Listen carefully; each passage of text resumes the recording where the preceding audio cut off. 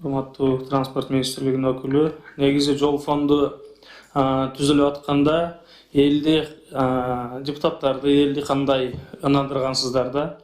Ушул жол фонду атайын жолдорду жакшыртуу максатында көп көлөмдө жолдорду сала албай атабыз. Ошолорду жол фонду салып туруп атайын түзүп туруп, мына бензинден эмеден кылып туруп атайын жолго арналат деп туруп мыйзам менен бекитип туруп, ошол максатта болгондо азыр бүгүнкү күндө 10%-ны ички центральный аппарат, сиздер 10%-на чейин центральный аппарат колдоно алат экенсиздер, бирок ошол эле учурда подведомственный организацияларга чектөө койбой атасыздар да. Ушул эле сунуштун негизинде. Туурабы? Мыйзам долбооруңуздун сиз сунуштаган негизинде ошондой болуп атат. 10% бул центральный аппаратка деп айтып атасыздар, бирок анын астында сиздердин астыңыздарда департаменттер бар, аларга сумманы иштетүүгө чек жок болуп атат.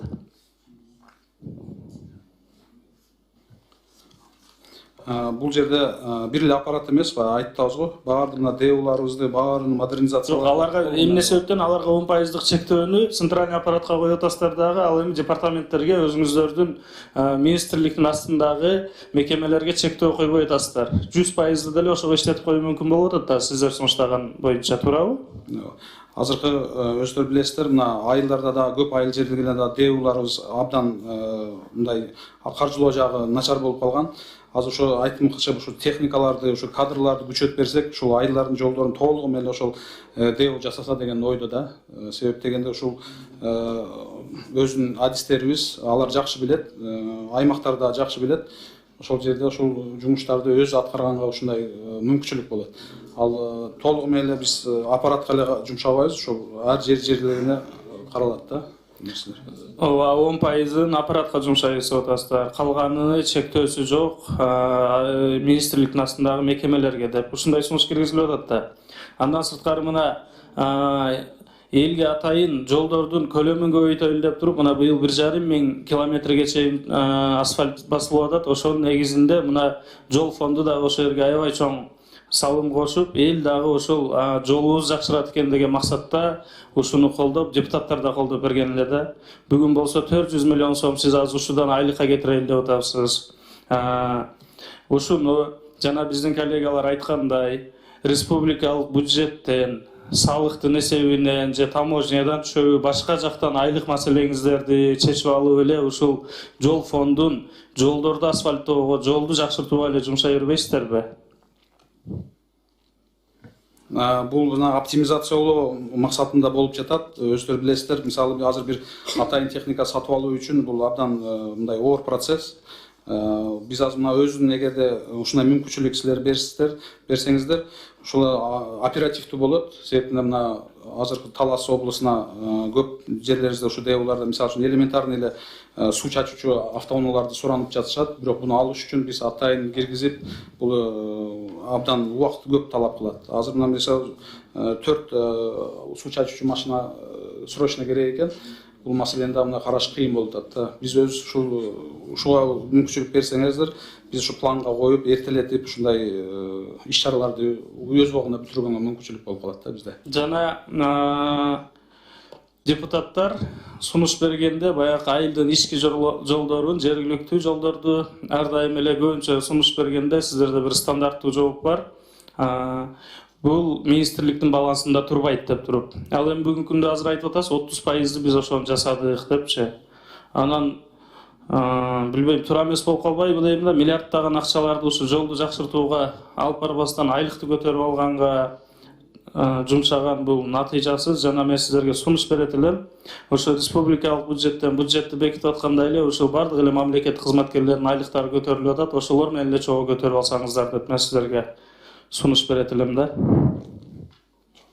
Уруксат берсеңиздер, министрдин биринчи орун басары Жаныбеков Тарел Камалбекович. Саламатсыздарбы? Урматтуу Бакыт Эркинович, урматтуу депутаттар. Мен кошумча алып кетейинчи. Азыр сиз айтып атпайсызбы? Дорфонддон эмес, зарплатаны башка тараптан эле алсаңыздар депчи. Бул жерде жана лабораторияларды алабыз деп атабыз да, мисал келтирип кетейин. Лаборатория бул сапатына жооп берет да. Ошол жерде лабораторияларыбыз бар, бирок жетишпейт.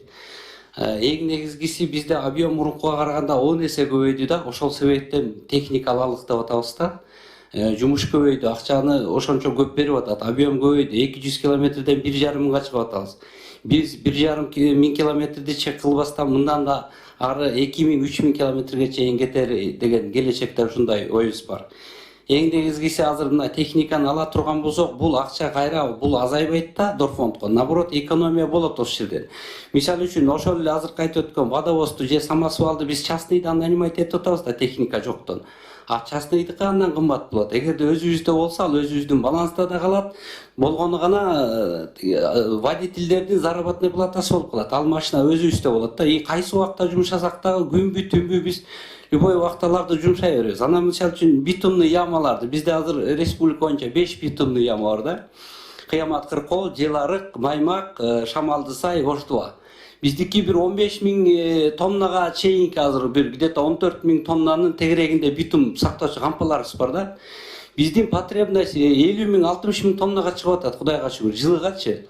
Анан ошол кампаларды деле, например, биз битумдарды алып келгенде азыр башка частныйларга берип сактатып атабыз. Ага определенный акчаларды берип атабыз. Эгерде ушул акчаны чечип берсеңиздер, ушул акчадан биз битум кампаларыбызды чоңойтуп 50-60 миңге чейин чыгара турган болсок, ошол акча эле бир жылдык экономиясы эле ушу сиздерге бөлүп берип аткан акчаны жаап коет да, анан кийин келечекте ал 20-30 жылдан суу иштетет да. Бул экономия болот. Эгерде ушул кечиресиз. Түшүндүм. Мен сизге айтып коеюн, эски мыйзамдын негизинде, азыркы иштеп аткан мыйзамдын негизинде сиздер ошол акча каражатка техника алууга мүмкүнчүлүгүңүздөр бар. Биринчи беренеде жазылып турат. Туурабы? Биз именно ушул Дорфонддон акча Мына жол фондун түзүүнүн максаты Кыргыз Республикасынын аймагында жалпы пайдалануудагы автомобиль жолдорун жана жол тармагын долбоорго куруу, күтүү, оңдоо, реконструкция жана техникалык жактан өнүктүрүү үчүн финанс ресурстарын түзүү болуп саналат деп турат. Ошонун негизинде деле азыркы каражатты иштете аласыздар да сиздер. Ошол мурдакы мыйзамдын биринчи беренесинин 2-пунктунда турат ушул нерсе. Рухсат этсеңиз, сиздин баягы кошумчалап койсок, ошол эле мыйзамдын 3 беренесинде эки эле направление коротконго рухсат деп калып калган да. Жол фондунун каражаттарын пайдалануу. Жол фондунун каражаттары төмөнкүлөргө гана пайдаланылат. Жалпы пайдалануу автомобиль жолдорун долбоорлоо, куруу, күтүү, оңдоо, реконструкциялоо жана өнүктүрүүгө каржылоо. Жалпы пайдалануу автомобиль жолдорун куруу, күтүү, оңдоо үчүн материалдарды алууга, битум, шагыл, ошондой эле жогоруда көрсөтүлгөн максаттар үчүн күйүүчү майларды алууга. То есть ушул эки эле нерсеге азыр колдонсок, техника алууга мүмкүн да. Башында мыйзамды кабыл алганда, мурда билесиз, 22-жылы мыйзам кабыл алганда техника алса болот, бардык нерсени алса болот болчу. Анан бирок ортодо 1-мүчүлүктүн айынан 25-жылы запрет коюлган да. Ошонун негизинде эки эле нерсе колдонсо болуп калып калган. Азыр ошол үчүн колдонуу каражаттарын пайдалануу булактарына кайсакка пайдалансак болот деген жерге өзгөртүү киргизип атабыз толуктуу иретинде. Чтобы кайра эле ошол техниканы алууга рухсат бериш үчүн. Сиздерге техника үчүн ушул керек болот абы? Ооба. Анда 3-чү беренеге мүчүлүштүү экен. Бирок 1-чи берененин негизинде сиздер бүгүнкү күндө техника алып толук кандуу колдоно аласыздар. Мен сиздерге айтып коеюн. Макул, ушул керек экен техника алыш үчүн. Анда 3-чү беренеге эле кайра техникалык деп туруп кошуп койбойсуздарбы? Эртең мына акчалар командировкага, жеке чыгымдарга, ошол эле мындай болор болбос нерселерге иштетилип кайра кетүү коркунучу турат. Ошол себептен ошо айлыктарын көтөрүүгө ушундай болуп калышы толук мүмкүн, ошондой эле болот. Ошол себептен сиздерге ошол керек болсо техника сатып алууга 1-чи берененин негизинде алсаңыздар болот. Бирок анын негизинде иштете албай атсаңыздар, 3-чү беренеге анда кайра ушул техникалык жактан өнүктүрүү үчүн деп туруп кошуп коелу. Ошо менен маселе чечилет. Бактияр Алиевич, биз 3-чү беренеге конкретно каяка коротууну киргизип атабыз да. Ал жерде командировочный расход, аркы берки жок да. Бүт деле жолго тиешелүү бул техникаларды алуу, сниптерди, ГОСТорду жаңыртуу, жаңы технологияны киргизүү. Биз конкретно кайсыга киргизип атабыз? Мындай общий сөз менен жазбай элебиз да. Жок, сиздин азыр урматтуу бактылуу Аскар уулу, сиздин оюңуз менен Улукбек Токсосуновичтин доклады экөө такыр эки башкача болуп калды. Башында мына айтты, биз айлыкка кетиребиз, буга кетиребиз, ведомствонун расходторун көбөйтөбүз деп туруп. А сиз болсо азыр алып келип туруп техникага керек деп атасыз. Биз айтып атабыз, мен айтып атам, макул, колдоп берейли. Бирок техникалык деп туруп кошуп коелу, башка баягы эртең айлык көтөрүп, командировкага барып, чет жака эс алууга чыгып, ушундай нерселерге иштетилип калбашы үчүн ушундай сунуш киргизем мен. Бактар Алиевич, уруксат этсеңиз, ал жерде эки өзгөртүү да. Улукбек Токсосунович туура эле айтты. Азыр биз биринчи техника айткан үчүн мен сизге техниканыкын айтып атам. Биринчиси айлык маянасын именно жолчулардыкын эле.